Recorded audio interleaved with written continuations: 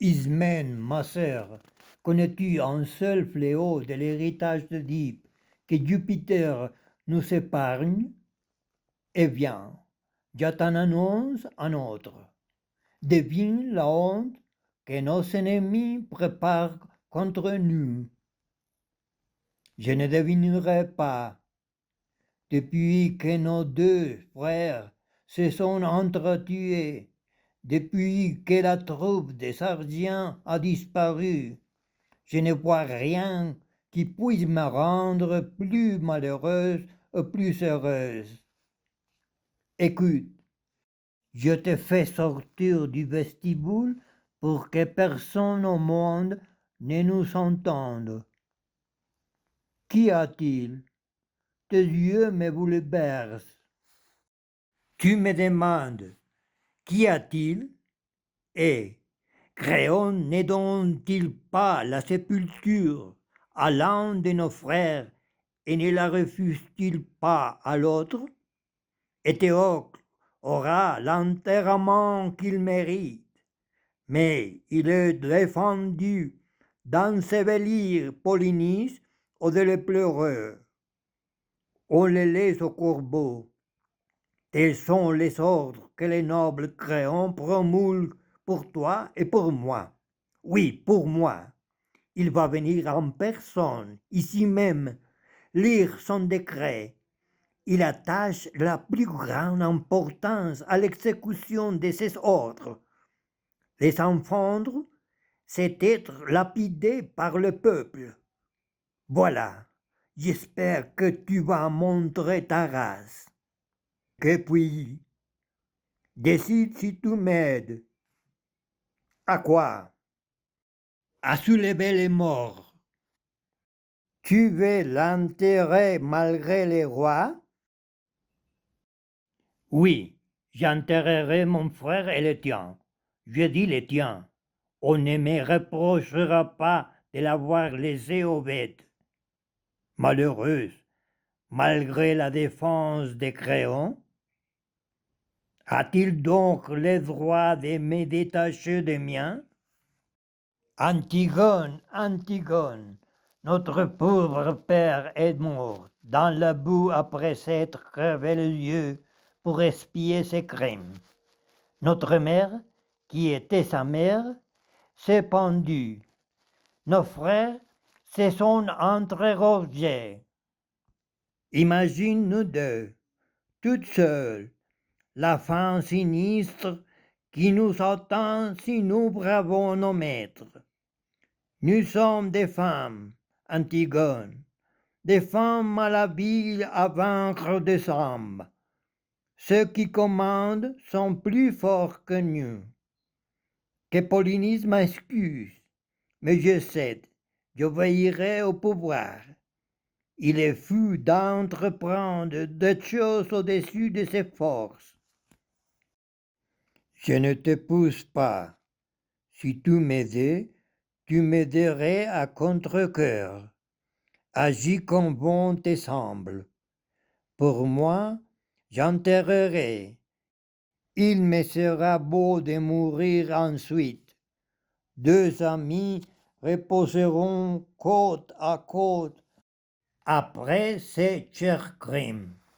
Car, Ismène, le temps où je dois plaire aux morts est plus considérable que celui où il me faut plaire aux vivants. Ta conduite te regarde, méprise le Dieu. Je ne le méprise pas, je me sens incapable de lutter contre Titumbile. Trouve des prétextes. Moi, je vais entasser une espèce de tombeau. Folle, je tremble pour toi. Laisse-moi tranquille. Pensez à toi-même. Au moins, ne raconte ce projet à personne. Cache-le comme je le cacherai. Ne cache rien, tu peux parler. Je t'embouserai plus de ton silence que de tes bavardages. Refroidis ce cœur trop chaud. Non, je sais que je plais où je dois plaire. Oui, si tout marche bien. Mais tout est ça l'impossible. Je m'arrêterai à la limite de mes forces. Pourquoi courir après les vents? Si tu insistes, tu me deviendras odieuse et tu exciteras la haine du mort. Laisse-moi seul avec mon projet. S'il échoue, je mourrai glorieusement. Eh bien, va donc, imprudent, ton cœur te perd. Ah! Ah! Ah! Le sergent enfouit à tout gens sous ton oeil fou soleil. Il s'était venu aux trousses de Polynice et de ses barques prétentions. Jupiter déteste la vantardise. Il a frappé de sa foudre les panaches et les armures d'orgueil. Les sept chefs qui marchaient contre nos sept portes ont abandonné leurs armes. Il ne reste sur place que deux frères ennemis. Maintenant, la victoire est assise dans Thèbes. Le peuple chante. Mais voici Créon, notre nouveau roi. Citoyens, les dieux ont sauvé cette ville du naufrage.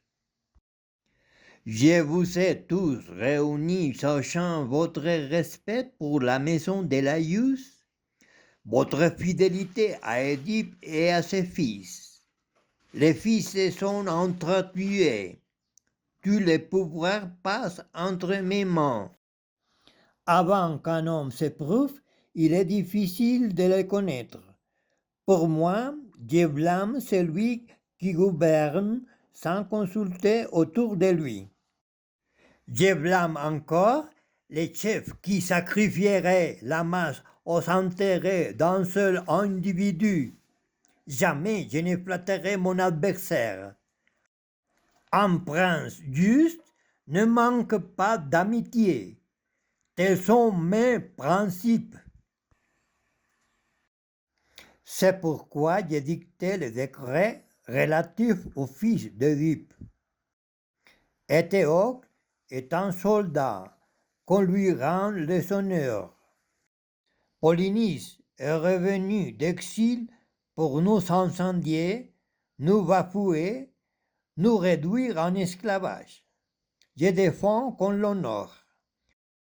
J'ordonne que son cadavre appartienne aux chiens et aux corbeaux. Jamais je ne confondrai la vertu et le crime. J'ai dit, bravo Créon, tu es libre, tu disposes des morts et de nous. Exécutez mon ordre. Chargez en les jeunes. Des gardes surveillent les cadavres. Alors, que devons-nous faire? Vous devez être inflexible envers la désobéissance aux lois. Il n'y a pas un homme assez fou pour chercher la mort. La mort serait sa paye, mais souvent l'espoir d'une bourse rend les hommes fous. Prince, je ne peux pas dire que je vole vers toi. Ça non. Je me suis souvent arrêté en route. J'ai pensé, n'y va pas, n'y va pas. Mais, d'autre part, si Créon se renseigne ailleurs, tu risques davantage. La route est courte, mais la route est longue. Bref, voilà, bref, je n'ai rien de bon à t'apprendre. Qu'est-ce qui te met la tête à l'envers? Je dirai d'abord ce qui me concerne. Ce n'est pas moi, ce n'est pas ma faute, et je ne sais pas qui c'est. Vous seriez injuste de me punir. Tu me barricades l'affaire tout autour. Tu m'as l'air de départer lentement une mauvaise nouvelle. Les anges coupent bras et jambes. Parle. Après, tu partiras. Alors je parle. On a rendu le sonneur aux morts. Ah, qui donc a eu l'audace? Ni vu ni connu. On ne découvre pas de coups de bêche, pas de coups de pioche, pas d'empreintes de pieds, pas de traces de chars. Rien ne dénonce le criminel. Au petit matin, le corps avait disparu sous une couche de poussière, juste de quoi éviter le sacrilège. Naturellement, chacun s'accuse, s'excite, et nous allions nous battre. Tous les postes étaient suspects et il n'y avait de preuves contre personne. Nous aurions de marcher sans crainte sur les braises et de prendre un fer rouge à plein main, ce qui montre le coupable et les complices. À la fin, on décida de tout dire. On a tiré au sort, et c'est moi qui trinque. Prince, je me demande si ne c'est pas une machine de Dieu. Assez de sottises, vieillesse. Le Dieu n'inhuma pas les incendiaires du temple, les destructeurs du culte, les pilleurs d'offrandes. Avez-vous jamais vu le Dieu flatter les mâles? Non, 1000 fois non, mais cet acte m'ouvre les yeux. Je savais déjà que les traîtres murmurent contre mon joug dans cette ville, qu'on se soulève en cachette. Ils payent les coupables. Les mortels ont inventé l'argent. L'argent, l'argent ignoble. L'argent ruine les villes, fausse les cœurs droits, démoralise tout. Ceux qui, corrompus par une bourse, ont dénommé Polynice, ont bêché leur propre tombe. Si vous ne me les amenez pas, je vous pendrai pour qu'on me les dénonce. En tout cas, je ne suis pas coupable. Cela ne m'étonnerait pas, mon raillard. Tu es homme à te vendre, et pas cher. Il est triste qu'un prince juste puisse voir si faux. Il me juge ma parole. Puisse-t-on découvrir le coupable?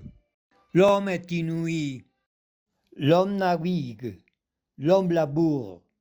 L'homme chasse. L'homme pêche. Il dompte le chevaux. Il pense.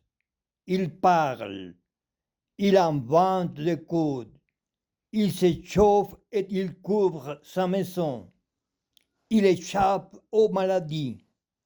La mort est la seule maladie qu'il ne guérisse pas. Il fait le bien et le mal. Il est un brave homme s'il écoute les lois du ciel et de la terre. Mais il cesse de l'être s'il ne les écoute plus. Que jamais un criminel ne soit mon hôte. Dieu, quel prodige étrange! C'est incroyable, mais c'est vrai. Ne c'est pas Antigone? Antigone, Antigone, aurais-tu désobéi? Aurais-tu été assez folle pour te perdre? Prise sur les faits, où est Créon? Les voici qui sortent. Que se passe-t-il? Prince, la chance me ramène où je n'aurais pas cru remettre le pied. Interroge cette jeune fille. Elle est coupable. Où et comment l'avez-vous prise? Elle inhumait le corps. Je le prise la main dans les sacs. Tu le jures? Oui, je le jure. Elle enterrait l'homme. Donnez-moi des détails. Sur la crainte de tes menaces, nous avons ôté les sables sur la charonne et nous l'avons laissé toute nue par terre. Ensuite, nous nous sommes assis en haut d'un monticule éventé à cause de l'odeur. Puis nous avons fait des farces pour que personne ne s'endorme. Tout à coup, à midi, s'élève une tourmente de poussière qui casse les branches d'arbres et nous crève des yeux. Après ces coups de vent, nous voyons la jeune personne debout près du cadavre. Elle piaillait de toutes ses forces. Elle les recouvre de poussière, tire un vase dessous sa robe et commence des libations. Hop! On lui saute dessus, on l'arrête en un tournement, on l'interroge et elle avoue sans la moindre résistance. Je regrette d'échanger une vie contre une autre. Mais les coupables sont les coupables. Et dame, n'est-ce pas? Il est naturel que je sauve d'abord ma peau. Et toi, avec tes yeux modestes, tu nies, tu avoues, je le fais, je le déclare. File, va te faire pendre ailleurs, tu es libre. Tu connaissais ma défense? Oui, elle était publique. Et tu as eu l'audace de passer autre. Jupiter n'avait pas promulgué cette défense. La justice non plus n'impose pas des lois de ce genre. Et je ne croyais pas que ton décret pût faire prévaloir les caprices d'un homme sur la règle des immortels, sur ces lois qui ne sont pas écrites et qui rien n'efface. Elles n'existent ni d'aujourd'hui ni d'hier. Elles sont de toujours. Personne ne sait d'où elles datent. Devais-je donc, par crainte de la pensée d'un homme, désobéir à mes dieux? Je savais la mort au bout de mon acte. Je mourrais jeune, tant mieux. Le malheur était de laisser mon frère sans tombe. Le reste m'est égal. Maintenant, si tu me traites de folle, tu pourrais bien être fou. Assez naturel, inflexible, on reconnaît la fille d'Oedipe. Elle tient tête au malheur. Mais sache que ces âmes si dures sont les moins solides. C'est le fer les plus durs qui éclatent. Un petit mort calme un cheval qui fait des siennes. Voilà beaucoup d'orgueil pour une esclave du devoir. Elle m'outrage exprès. Elle m'énerve et elle s'en vante. C'est elle qui serait l'homme si je la laissais faire. Quoique je sois frère de Jocaste, ni elle ni sa sœur n'éviteront leur sort. Charismène doit être complice, je suppose. Qu'on me la cherche. Je l'ai aperçu tout à l'heure dans les palais, affolé comme une chauve-souris. Les âmes nocturnes se trahissent vite. Mais là, ce que je déteste surtout, c'est les criminels qui, pris sur les faits, se mêlent d'envahir son crime. Existe-tu quelque chose de plus que ma mort? Non. Alors pourquoi traîner? Tu me déplais et je te déplais. Toute cette foule m'applaudirait sans les craintes qui paralysent la langue. À mille autres privilèges, le despotisme ajoute celui de dire et d'entendre ce qu'il veut. Tu es la seule à Thèbes qui pense mal. Alors ils pensent tous mal, mais ils se taisent en ta présence. N'as-tu pas honte? Honte d'honorer un frère?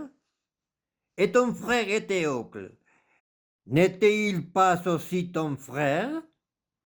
Éthéocle mort chez nous. Nous étions des mêmes pères et mères. Pourquoi donc l'insulter par des hommages antipatriotiques? Ce n'est pas ainsi que les morts déposent mon procès. Quoi, si tu serres les traites? Il est mort, non pas son ennemi, mais son frère. Il venait attaquer sa patrie, l'autre la défendait. La mort veut une seule loi pour tous. Mais l'envahi et l'envahisseur ne doivent pas être traités également. Qui sait si vos frontières entendent sang chez les morts? Jamais un ennemi mort ne devient un ami. Je suis né pour partager l'amour, et non la haine. Descends donc chez les morts et mères qui vont ensemble. Mais de mon vivant, jamais une femme ne fera la loi.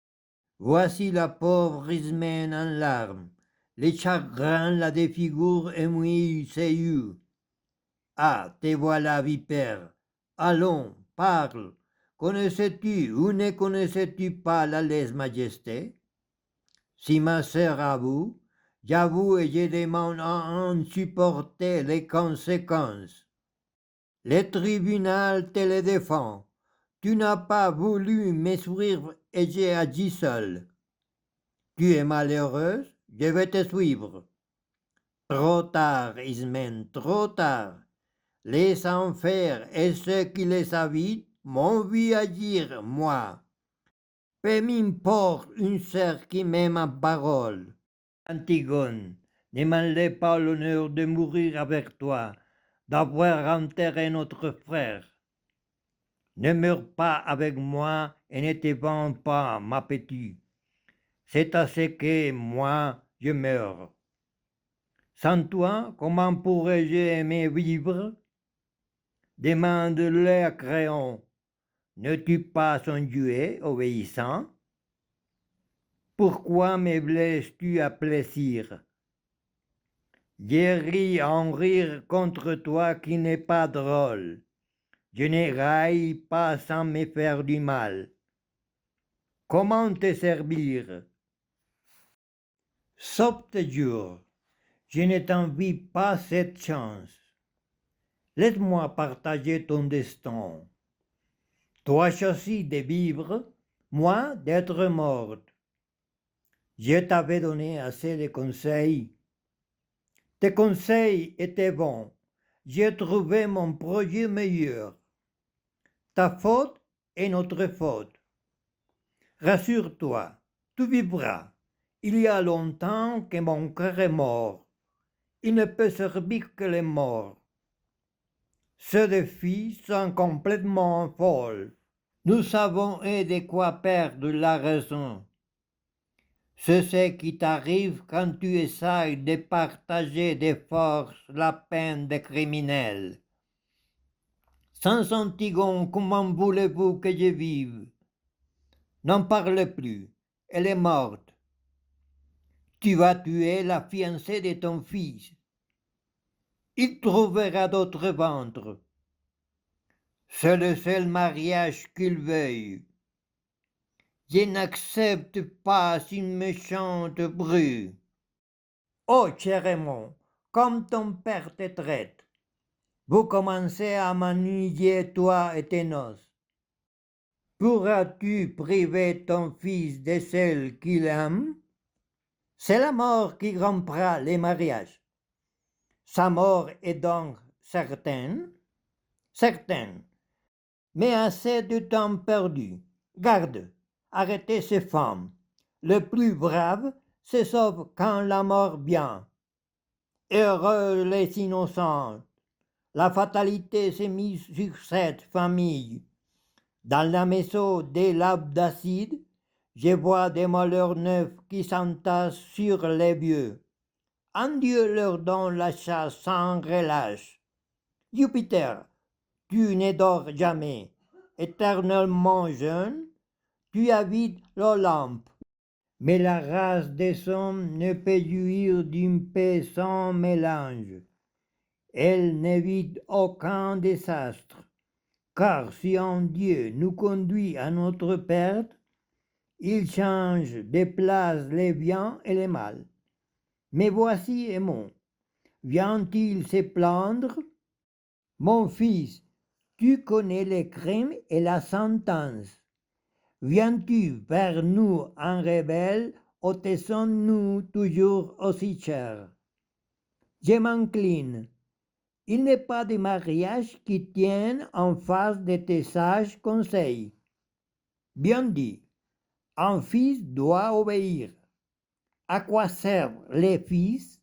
À aimer nos amis et à faire à nos ennemis tout le mal qu'ils méritent. On gèle dans les bras d'une épouse indigne. Laisse donc cette jeune personne épouser quelqu'un aux enfers. Elle parle des lois de Jupiter, des lois du sang. Halte! Si je souffre, que mes proches se révoltent, que puis-je attendre de tes vins? Sévère pour tout ou sévère pour personne? Je ne fais pas mes éloges à celui qui contre-gouverne. Il n'y a pas de plus grand plaie que l'anarchie. Elle ruine les villes, brûle les familles, gangrène les militaires. Et si l'anarchiste est une femme, c'est le comble. Il vaudrait mieux céder à un homme. On ne dira pas que je me suis laissé mener par les femmes. Si la vieillesse ne me trouble pas complètement le cerveau, il me semble, ô roi, que tu t'exprimes avec une sagesse exquise. Tu es sage, mon père, mais un autre peut aussi être sage. Je suis placé pour entendre ce que chacun pense de toi. Tu terrorises le peuple. Il rumine les mots que tu empêches de sortir. Moi, je les entends. Je rôde. Je surprends les conciliabules. Je sais comme te juge le cas de cette jeune fille noble, glorieuse, que tu condamnes. Quoi, on l'a tue pour avoir enterré son frère? Mais elle mérite qu'on la récompense. Voilà la rumeur publique. Quant à moi, ton règne est ce que je respecte le plus. Ne t'obstine donc pas à croire, père, que seul tu as toujours raison. Celui qui s'imagine avoir seul la sagesse, l'éloquence, la force, s'expose au ridicule. L'intelligence permet de se contredire. Un pilote qui tiendrait railleusement sa voile raide chavirerait vite. Baisse ta voile, calme-toi. Crois-moi, je suis trop jeune, mais je sais que je plaide une cause très juste. Au roi, s'il a raison, écoute-le. S'il a tort, qu'il t'écoute. Le procès est, de part et d'autre, un excellentement. Quoi? Quoi? Nous apprendrions la justice d'un gamin? Encore injuste. L'âge ne compte pas. Ne regarde pas mon âge, regarde mes actes. C'est donc bien à dire que de louer les anarchistes. Je ne saurais louer les méchants. Et cette femme n'est pas méchante. Elle n'est pas malade de méchanceté. Ce n'est pas l'opinion de rue. Parfait, la rue va me dire mon chemin. Tu viens de parler en jeune homme, tu le sais. Dois-je diriger cette ville dans un autre sens que ma vie? Il n'existe pas de ville faite pour un seul homme. La ville est femme légitime de son chef. Habite une ville déserte si tu veux gouverner seul. Il a l'air de prendre parti pour une fille. Alors te voilà fille, car c'est à toi que je m'intéresse le plus. Canaille, tu insultes ton père. C'est que je vois mon père injuste. Tu trouves injuste que je maintienne mes prérogatives. Tes prérogatives. Tu piétines la volonté de Dieu. Cœur mot, tu te laisses entortiller par une femme. Possible. En tout cas, la fausse procédure ne m'entortillera jamais. Tu ne plaides que pour elle. Et pour toi, et pour moi, et pour le dieu Inferno. Jamais tu ne l'épouseras vivante. Je l'épouserai donc morte, aux enfers. Tu me menaces de suicide. Je ne menace en rien. J'essaie de combattre ton injustice. Tu te repentiras, monsieur le raisonné. Si je n'étais ton fils, je dirais que tu battes la campagne.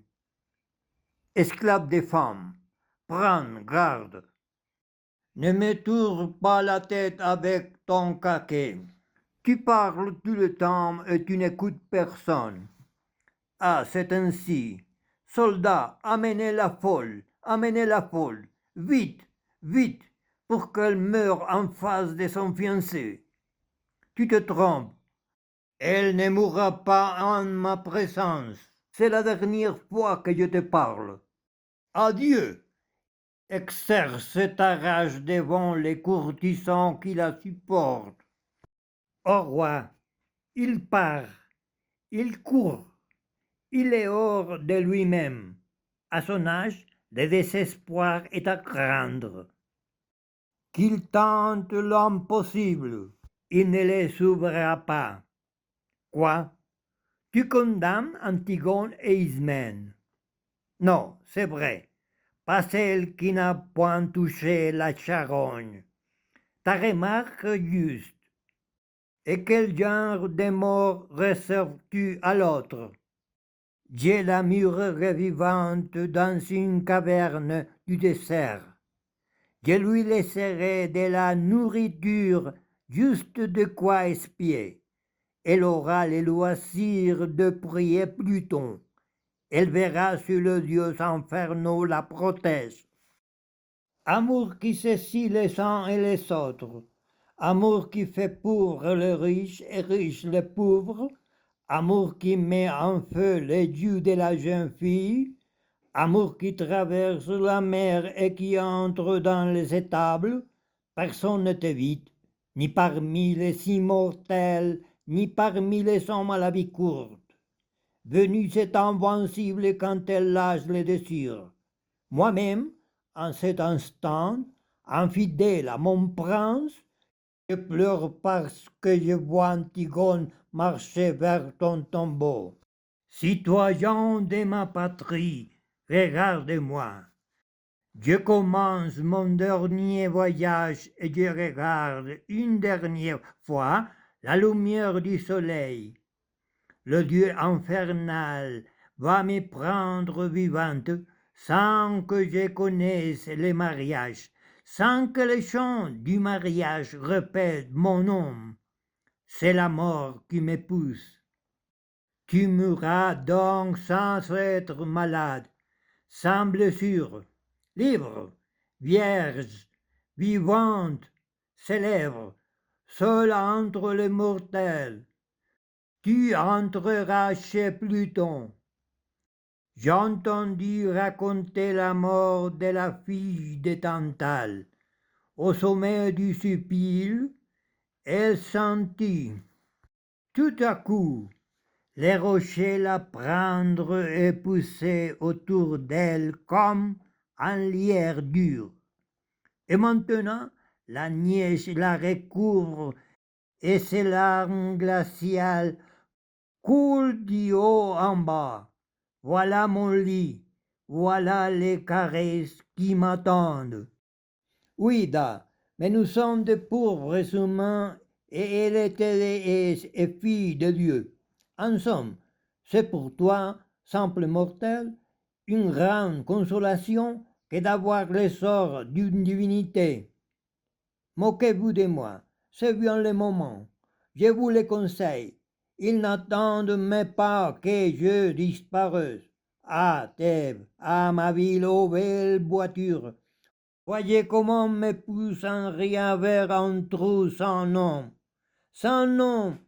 car je ne vais ni chez les hommes, ni chez les ombres, ni chez les vivants, ni chez les morts. C'est ta faute. Tu as violenté la justice. Tu payes encore pour Édipe. Je suis une fille de l'inceste. Voilà pourquoi je meurs. Le culte des morts est beau, mais s'il n'est pas beau de désobéir à nos maîtres, c'est ton orgueil qui t'a perdu. Rien et personne. Je marche au supplice toute seule, sans qu'on me plaigne, sans mari, sans amis, sans encouragement. Je ne verrai plus les durs, je ne verrai plus son œil d'or, je ne verrai plus le soleil. Tu l'as déjà dit, Savez-vous que s'il fallait tant d'histoires et de cantates pour mourir, on n'en finirait jamais? Hop, qu'on l'emporte vite, qu'on l'enferme, qu'on la laisse là. Adieu, qu'on me vole ma part de vie. Je vais revoir mon père, ma mère et Théocle. Quand vous êtes mort, je vous ai lavé, je vous ai fermé les yeux. J'étais aussi fermé les yeux, Polynice, et j'ai eu raison, car jamais je n'aurais fait cet effort mortel pour des enfants ou un époux. Un époux, un autre peut le remplacer. Un fils, on peut en concevoir un autre. Mais comme nos parents sont morts, je ne pouvais espérer des frères nouveaux. C'est en vertu de ces principes que j'ai agi, qu'on me frappe, que Créon me prive du mariage et de la maternité. Qu'est-ce que j'ai donc fait, ô Dieu? Il m'abandonne. S'il approuve mes bourreaux, je les aurai des mains et je regretterai mon acte. Mais s'il les désapprouve, ah, qu'il leur inflige mes tortures. Son âme n'a aucune détente. Il en pourra coûter cher assez qu'il la conduise et qu'il l'embine exprès. Ma mort ne sera pas longue. Ne t'imagine pas que les supplices consistent simplement à t'effrayer.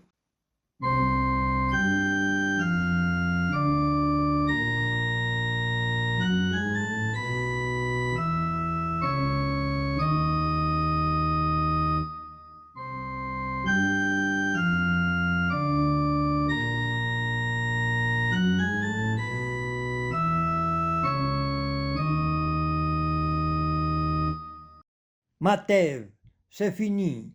On m'entraîne. Chef, chef des vents, on outrage votre dernière princesse. Voyez ce que je souffre et voyez quels sont punissent mon cœur. Danaé aussi fut enterrée vive et couche dans les bronzes. Et pourtant, ma fille, elle était de race illustre et portait la sémence d'or de Jupiter. Bacchus a pétrifié les fils de Dryas. Ce jeune homme regrette beaucoup d'avoir bousculé les ménades, étant les torses Eridemus. Chef des vents, nous voici un en deux, car je suis aveugle et je ne marche qu'avec un guide. Quoi de neuf, Tiresias? Tu vas le savoir, mais obéis. Je t'ai toujours cru. Aussi, tu gouvernais en ligne droite. Sache que tu dérives. Tu m'effraies. Cet enfant me mène et je mène les autres. Il a vu nos hôtels couverts de détritus du cadavre de Polynice. Les chiens et les voitures les apportent. Depuis, le Dieu repousse nos sacrifices et les bêtes gorgées de charognes hurlent partout. Crois-moi, mon fils, qu'un homme se trompe, pas encore, mais qu'il insiste, c'est preuve de sottise. Ne frappe plus à mort, c'est mon amour qui te parle. Parfait, mais voilà une cible de tir à l'arc. Vous vous acharnez tous contre moi. Bon, bon, enrichissez-vous, trafiquez, gagnez l'or des arts de l'Inde. Mais jamais on n'enterrera Polynice. Les aigles iraient-ils porter sa charogne sur le trône de Jupiter, que je refuserai toujours? Un mortel ne suit pas le Dieu. On te paye, Tiresias. C'est le signe de ta chute. Un homme qui sache, qui comprenne. La clique de devant est avide d'argent, et celle des rois avide d'impôts. Sais-tu que je suis ton roi? Je le sais d'autant plus que tu me dois ton trône et les saluts de Thèbes. Tu aimes les paradoxes. Tu m'obliges à dire ce que je voulais dissimuler. Parle, mais ne sers pas qui te paye. J'ai donc l'air bien riche.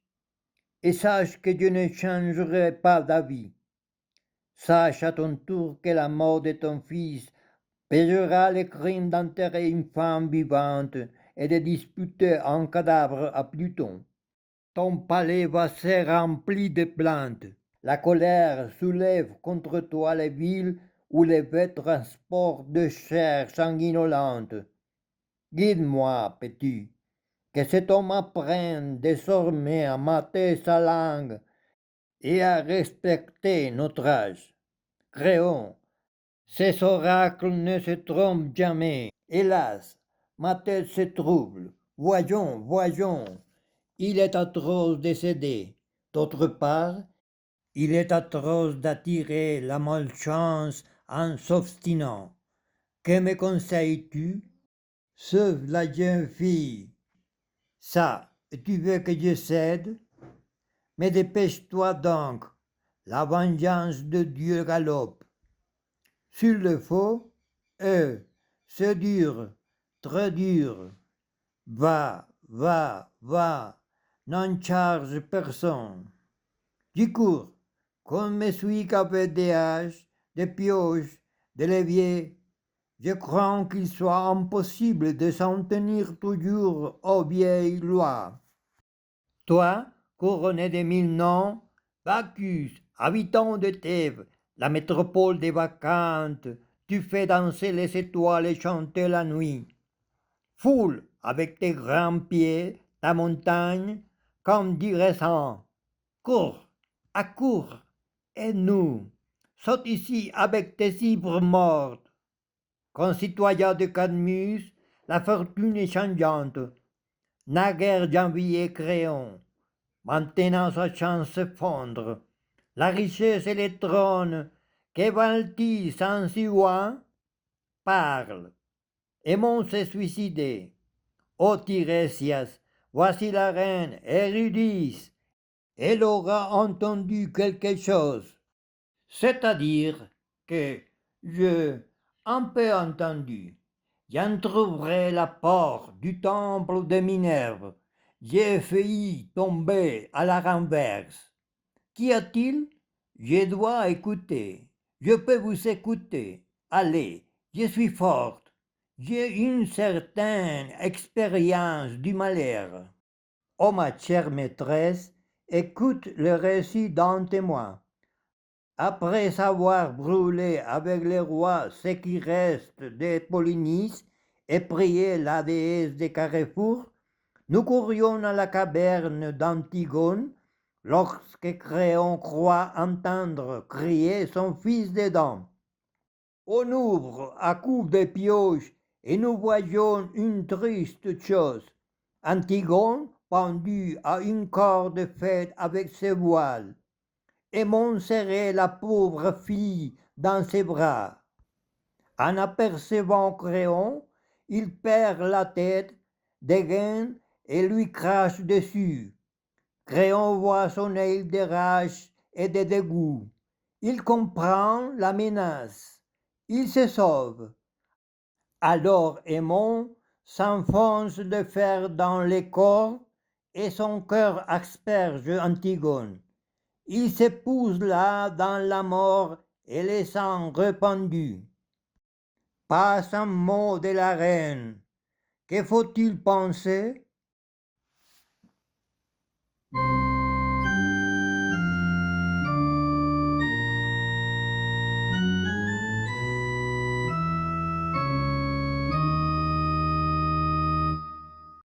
Elle ne veut pas se donner un spectacle.